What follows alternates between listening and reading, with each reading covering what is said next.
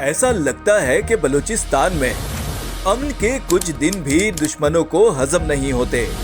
تاریخ کا مطالعہ اور حالات کا بغور جائزہ لیا جائے تو یہ سمجھنا مشکل نہ ہوگا کہ باہر کے دشمنوں سے زیادہ بلوچستان کو اپنے ہی سرداروں اور مفاد پرست لیڈروں نے نقصان پہنچایا ہے۔ اختر مینگل جیسے مفاد پرست قبائلی سردار ہمیشہ سے بلوچستان کی ترقی میں حائل رہے ہیں۔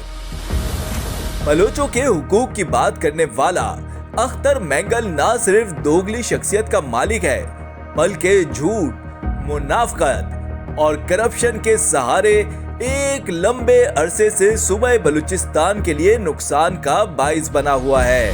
بلوچستان کے عوام جہاں مالی مشکلات اور سیکیورٹی خدشات میں زندگی گزر بسر کر رہے ہیں، وہیں اس منافق سردار کے اثاثوں میں بیش بہا اضافہ دیکھنے میں آیا ہے۔ اسلام آباد اور دبئی میں عیاشیوں والی زندگی گزارنے والا اختر مینگل کروڑوں اربوں روپے کے اثاثوں کا مالک ہے۔ کئی سو ایکڑ اراضی، ان گنت دکانیں اور جائیداد رکھنے والا یہ سردار بلوچوں کے حقوق کے نام پر اداکاری کرتا دکھائی دیتا ہے۔ غریب بلوچ جس کے پاس روزگار کے مسائل سے لے کر صحت و تعلیم کی مشکلات ہیں، اختر مینگل جیسے پست قبائلی سرداروں کی وجہ سے مزید مشکلات کا شکار ہے۔ اختر مینگل جیسے کرداروں کا اصل چہرہ آپ کے سامنے بے نقاب کرنے سے پہلے اگر آپ نے ابھی تک ہمارے چینل کو سبسکرائب نہیں کیا ہے تو پلیز سبسکرائب کیجئے اور بیل آئیکن کو دبانا نہ بھولیے۔ بلوچستان کا ہمیشہ سے ایک بڑا مسئلہ وہاں کے قبائلی سرداروں کے ذاتی مفادات رہے ہیں۔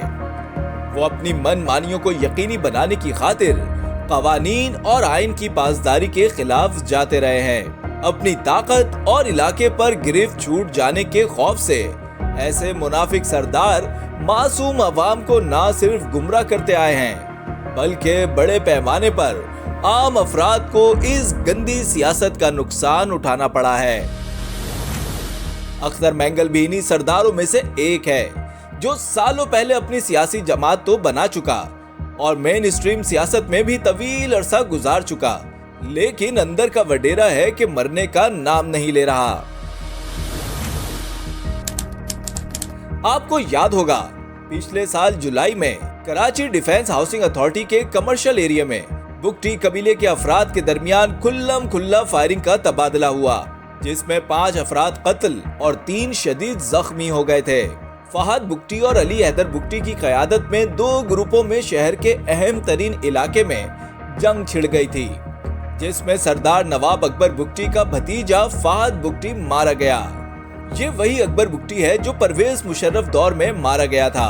اس کے خاندان کے افراد آج بھی قانون کو جوتے کی نوک پر رکھ کر کراچی شہر میں بدماشی کرتے پھر رہے ہیں۔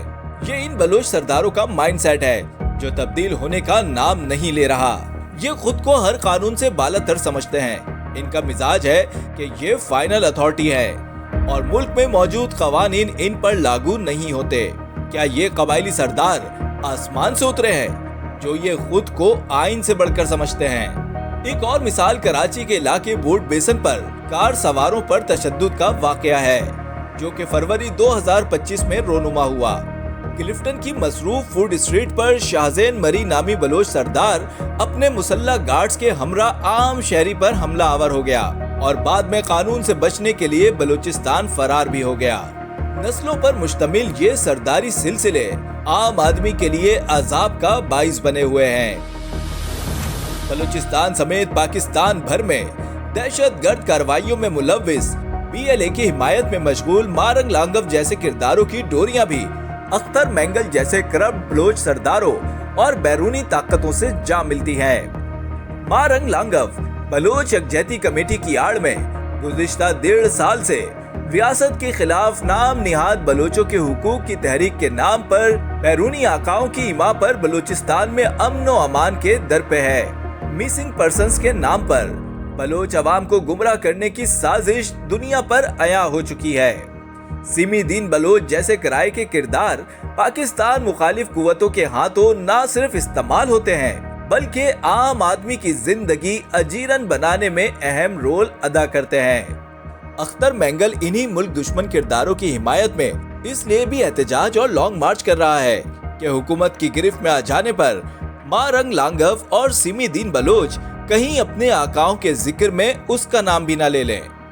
जाती बेचैनी की वजह से सूबे भर में एहतजाज और लॉन्ग मार्च का माहौल बनाना पहले से परेशान अवाम बलोचों पर मुश्किलात के मजीद पहाड़ तोड़ने के मुतरादिफ है। ऐसी घटिया हरकत किस लीडर को जेब देती है?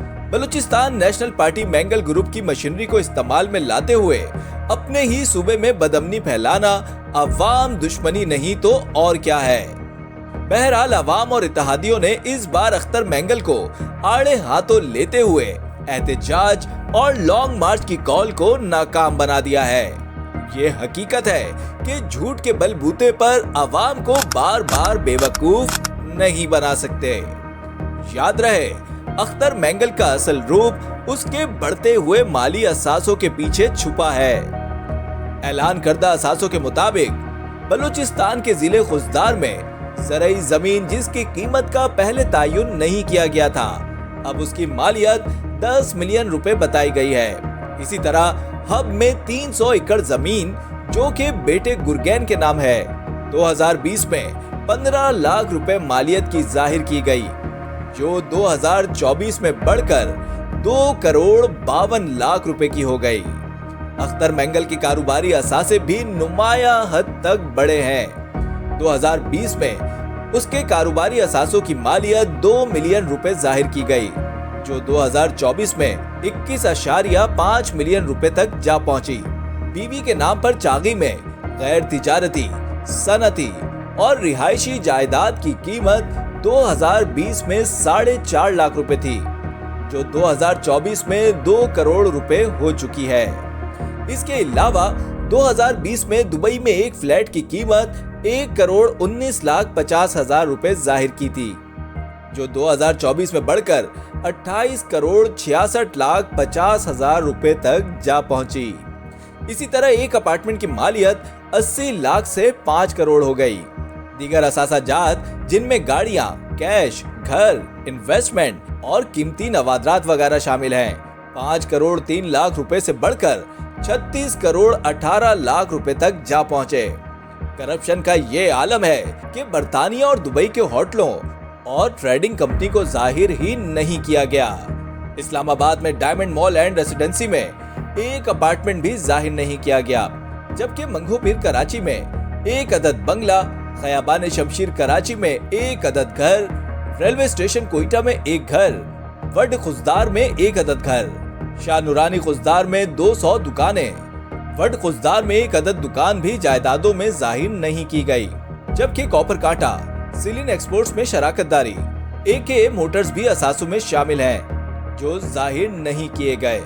मुल्क के अंदर और बैरून मुल्क अरबों खरबों की जायदादें बनाने वाला अख्तर मैंगल दर हकीकत बलूचिस्तान की महरूमियों का सबसे बड़ा सौदागर है। अख्तर मैंगल खुद को बलोच अवाम के हुकूक का चैंपियन जाहिर करता है, मगर अमली तौर पर जाती और कबायली मफादात का चक्कर है। सरदार होने के नाते ये तवील अरसे तक बलूचिस्तान की सियासत पर काबिज रहा, लेकिन सूबे की महरूमियों को वफाक पर डालकर खुद को बरी जिम्मा करार देता आया है। अख्तर मैंगल हमेशा से इख्तदार के मजे लूटता रहा है। ये 2008 में पीपल्स पार्टी, 2013 में मुस्लिम लीग नून, 2018 में पीटीआई और 2022 में पीडीएम का हिस्सा बना, जबकि 2024 में वफाकी हुकूमत में शमूलियत इख्तियार करने के बाद ब्लैक मेलिंग की खातिर इस्तीफा दे दिया। अख्तर मैंगल की पार्टी ने वफाकी तरक्याती फंड्स तो हमेशा हासिल किए, मगर उनका फायदा अवाम तक पहुंचता कभी दिखाई नहीं दिया। गौरतलब बात यह है कि अख्तर मैंगल की मुल्की और गैर मुल्की जायदाद बलूचिस्तान के वसाइल पर इजारादारी के जरिए मुसलसल बढ़ रही है। अख्तर मैंगल जबरी गुमशदगियों का इल्जाम वफाक पर आयद करता है, मगर खुद कभी पार्लिमानी फोरम्स पर संजीदा इक़दाम नहीं उठाता। इस मसले को सिर्फ सियासी तकारीर और मंजन फरोशी की खातिर इस्तेमाल किया जाता है। अख्तर मैंगल का भाई जावेद मैंगल लश्कर बलूचिस्तान जैसे अस्करियत पसंद ग्रुप की क़यादत कर रहा है, जो सूबे में मुतादिद बम धमाकों में मुलव्विस है। जिस अख्तर मैंगल के अपने हलके में मुनासिब स्कूल तक मौजूद नहीं। उसके बच्चे दुबई में तालीम हासिल कर रहे हैं, जो इसके दोहरे मयार और बलोच अवाम के हुकूक के नाम पर अपनी सियासत चमकाने की वाज़ेह मिसाल है। ऐसे लोग बलूचिस्तान से वफादार हैं, ना पाकिस्तान से। इनकी असलियत खुलकर अवाम के सामने आ चुकी है। अगर आपको हमारी वीडियो पसंद आई तो प्लीज लाइक, शेयर और कमेंट करना ना भूलिए।